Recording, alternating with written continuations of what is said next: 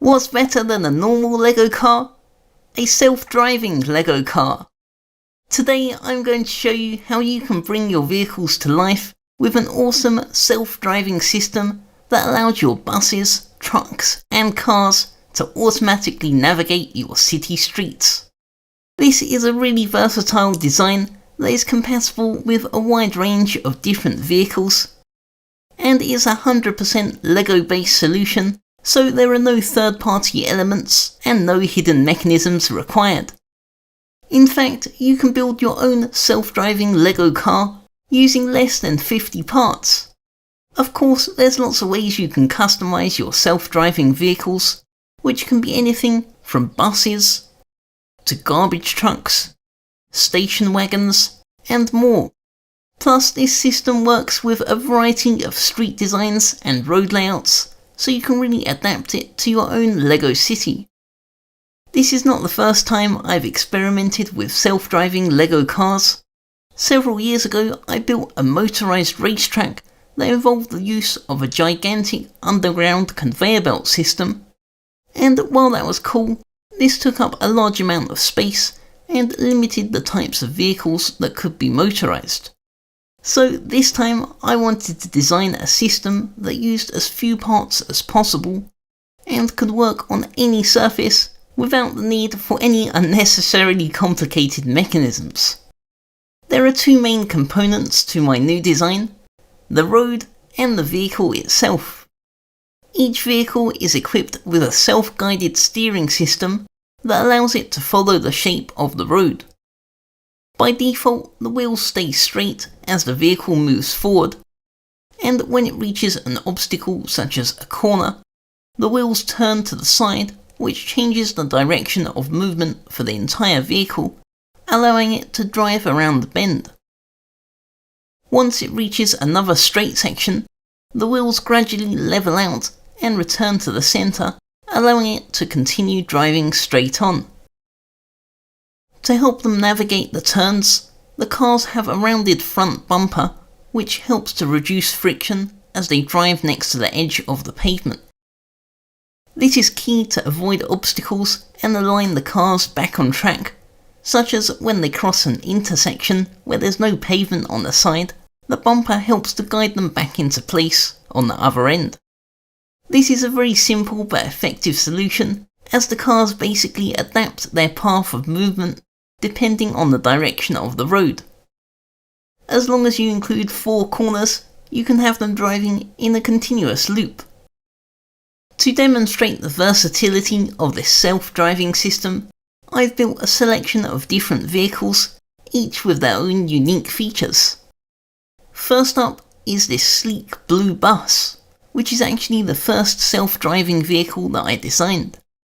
This is a 7-stud wide build, so it features a slightly different chassis to the other 6-stud wide vehicles. Even though this is the longest car, it can still handle corners perfectly. Even on tight turns like this one, there's plenty of space to avoid the traffic on the other side of the road.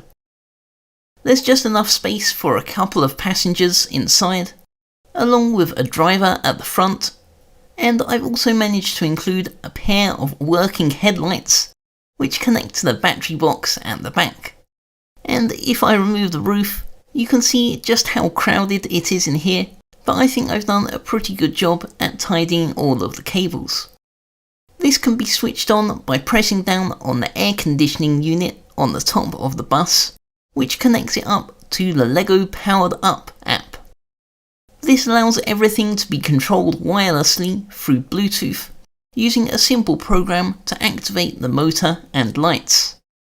This is a really neat solution and saves a lot of space compared to using something like Power Functions, where I would have also had to have included an infrared receiver unit on board the bus. The next vehicle is this cool turquoise garbage truck, which is inspired by a Lego City set with a similar colour scheme. This includes a moving lift that can be raised up to empty the bin inside it, along with a separate cabin section on the front. Here I've disguised the battery box inside the garbage container at the back, And what's cool is that the LED on the battery box actually lights up the hazard lights on the roof. As for the motor, I've intentionally left it exposed as it matches the other mechanical details underneath the truck and looks like it's just some kind of fuel tank. For the third vehicle, I wanted to challenge myself and try to fit this self-driving mechanism inside a regular sized car. Obviously, there's nothing that can be done to reduce the size of the motor and battery box, so instead my idea was to integrate this into the design of the car and make it into a roof-mounted luggage rack. The end result is this little red station wagon, which looks like it's all packed up ready to go on vacation. The only part which I couldn't think of a way to fit in is the cable, but maybe this can make a little bike rack. This is possibly the smallest self-driving car you can make using the powered up system, but what about the other types of LEGO motors? The smallest one that exists is the micro motor, and the 9V battery box is also pretty compact, so that's what I used to make this fourth car, a small green Land Rover. This is significantly smaller than the red car, and absolutely tiny compared to the other vehicles, but it still manages to include a complete self-driving mechanism. This was a real challenge to squeeze everything inside, and you can see how I've had to make use of every available area, like this cable which goes up through this panel on the side, up through to the windscreen, to connect to the battery box on top.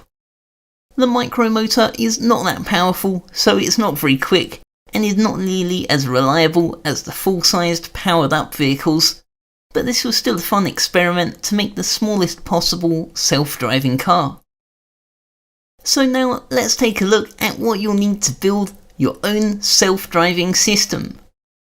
These are the two most basic chassis designs that you can start with as a base for your vehicles, one for 6-wide cars and one for 7-wide.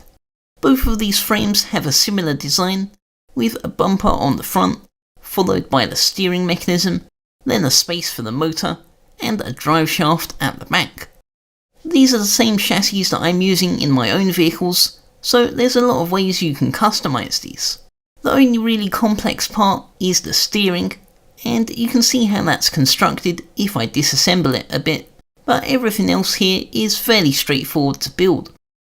As for the road, this is even easier to build, as you just need to line your straight sections with straight tiles, and use this combination of wedge plates for the corners. You can obviously decorate this and build this into your surrounding street pavement, but this is just a bare minimum that you need for it to work. If you are joining two corners together, you can skip a couple of the wedge plates at the top, and instead use some 2-wide tiles to create a shallower curve where the corners meet each other. I'm using traditional road base plates, but you can just as easily build this with the newer tiled road plate system instead. And that's basically everything you need to get your self-driving system going. If you decide to build this yourself, then I'd love to see what other types of cars you'll make, so please be sure to share your designs in the comments. Please give the video a like and subscribe to my YouTube channel for even more awesome LEGO creations. I'll see you guys next time, and thanks for watching.